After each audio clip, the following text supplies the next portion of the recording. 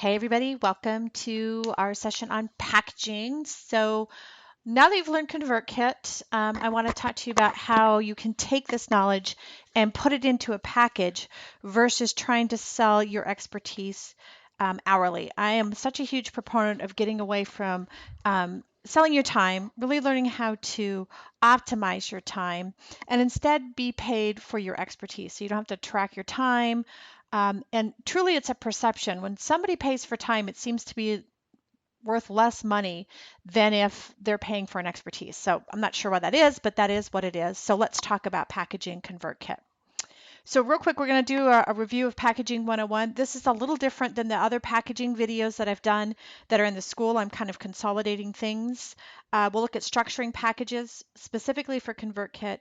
The templates and processes, those are going to be the same no matter what you're packaging, as is Packaging 101, and then some tips and tricks. So very important when it comes to packaging, you got to quantify everything. What do I mean by quantify? You have to put a number on it. How many of what? Right? If you don't quantify, then you're going to end up losing money because you'll have somebody who wants 5 of something and somebody wants 300 of something, and you've got it priced the same no matter how many of something they want. So you've got to quantify. That is the number one rule to packaging. Quantify, quantify, quantify. You also need to be very detailed in what's included in your packages. How many of what? Right? Details, details, details. Quantify details. Those are the things that I'm going to stick in your head. Quantify and details. You always include cost and timeline, right? Not hours, not how long it's going to take, a date. All right, maybe it's going to take me, I can complete this by X. And when you give out a deadline or a timeline for anything, always look at what you've already got on your plate before you commit to a deadline. Always have a signed contract. Okay, the contracts are so important because they are part of the package. Every package is different. Now you can have one contract, but you have to make sure that it's updated because it's a signed legal document. And if you forget something, then there's an issue because it's signed. So make sure that your contracts reflect exactly the package that the person is buying. You cannot package something you've never done. So please do not package something you've never done before because you don't know how long it takes, you don't know what the tasks are that are involved, which means you can't figure out how long it's going to take you to get it done. So when it comes to packaging, it's real important that you understand how long it takes, all the tasks involved. Then you can easily put together your package completely. Okay. And get paid for your expertise, not your time. As I said, that is so, so, so important. Okay, so again, quantify details. Those are the two things you should remember when it comes to packaging anything that you're doing. So let's just take some samples. Now, I just kind of put this together, but basically, setup, management and support, custom. In other words, you could create custom packages based on client needs. And the beauty of that is that you'll have a la carte items that you can price separately in order for you to create a custom package. So my point is you can be as rigid or as flexible as you want. You could offer one package, you could offer custom packages because some clients need certain things. Your business, your choice, my favorite motto, okay? And you're going to notice that most of my packages are the same no matter what product I'm offering, right? Because it's the same concept. It's a rinse and repeat. When it comes to packaging, always include your package details, a la carte items, and always have a fixed price. Remember, you're being paid for your expertise, not your time. Perception, you don't include the time it takes. You include the overall price for something. And I always equate packages to, like ordering something off a lunch menu. You have a flat price for a certain amount of items. And I love Mexican food. So, I have a luncheon for, 2 tacos, beans, and rice for $3.50. If I want a third taco, I would go to the a la carte menu and I would be charged more money because it's a single. It's the same thing with pricing. So the details, packaging, sorry about that. Same thing when it comes to packaging, okay? The details, what do you include? Always be very specific about what's included in your package. So for this instance, let's say I have a certain number of automations I'm going to do in ConvertKit, or a certain number of sequences I'm going to set up, or a certain number of forms I'm going to set up. Be very specific, and that's the beauty. You can determine what works best for you. A lot of times when you start out, you might just want to do custom packages, and that way you can kind of see what's really needed in the marketplace for ConvertKit, because everyone's a little different. But be sure to quantify. up to 5 forms, up to 5 sequences. Now I say up to because that's up to 5. Any more, 5 or less, right? It's going to cost you the same amount of money. If you go over 5, it could be 5 to 10 or 6 to 10 or whatever. Make sure it's up to, so it's very clear that they're paying up to a specific. So if it's less than 5, they're still paying the same amount, okay? So some ideas for packaging again. You can do setup. You could do monthly email packaging. You could do sales funnels and automation. You could do copywriting along with actually doing the techie side of things. Look at the features and come up with your own. Listen to your clients to see what they need. There is no wrong answer when it comes to packaging anything that you offer as a service. It really comes down to what clients need. Okay?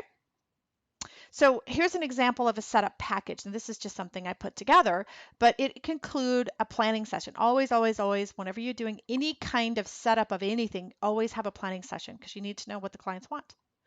I'm going to import up to X number of, I just put X number, but that needs to be quantified, up to 300 numbers of, up to 300 subscribers.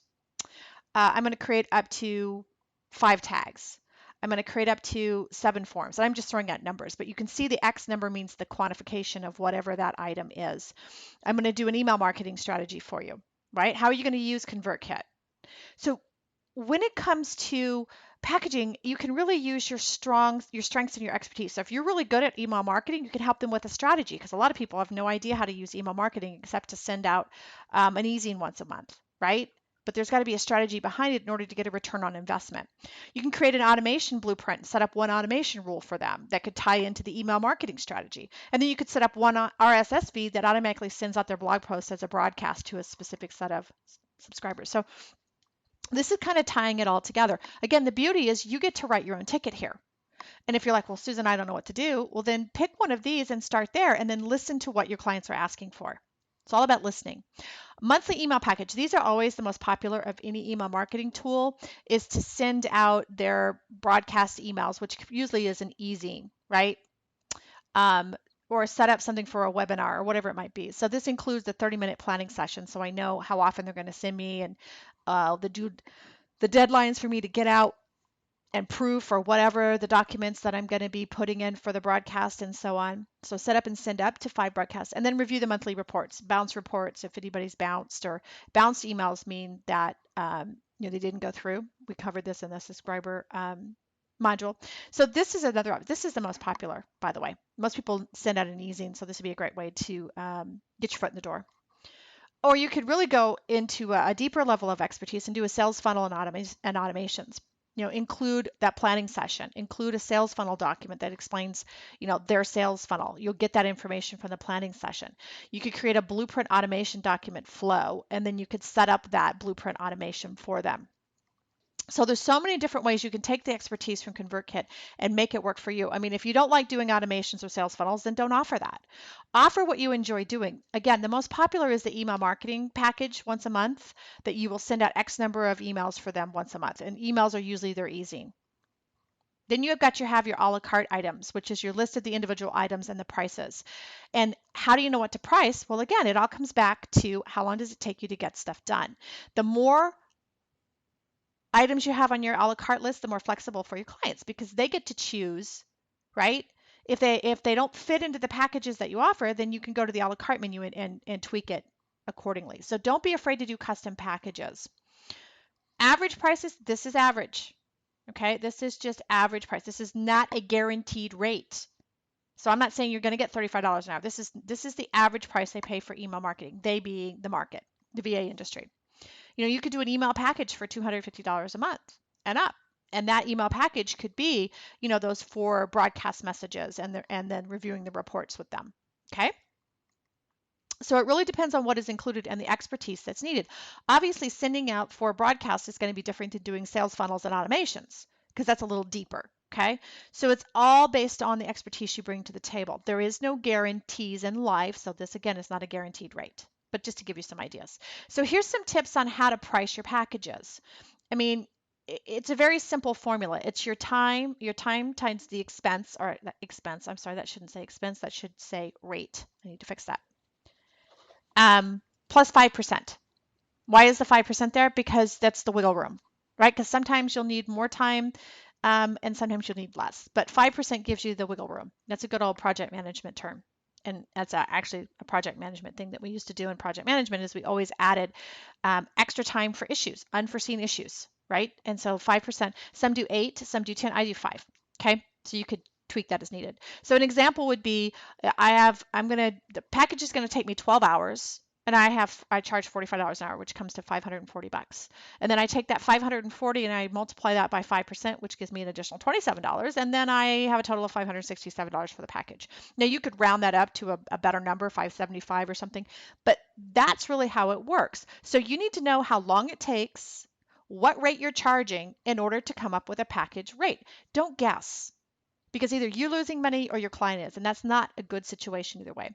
And if you don't know how long it takes and you don't know what the tasks are involved, this is where the task management system comes in. You need to track your time and task in order to have the history in order to create packages. So remember, you can't package something you haven't done because you don't have the history. You don't know what it takes. You don't know how long it takes. Everybody works at a different level. Okay. Now, when it comes to packages, again, always include details on whether or not you include a planning session.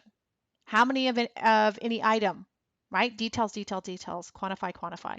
Who provides the content? Do you write it, which is a separate expertise? Pricing, right? How many changes are allowed? That's very important, okay?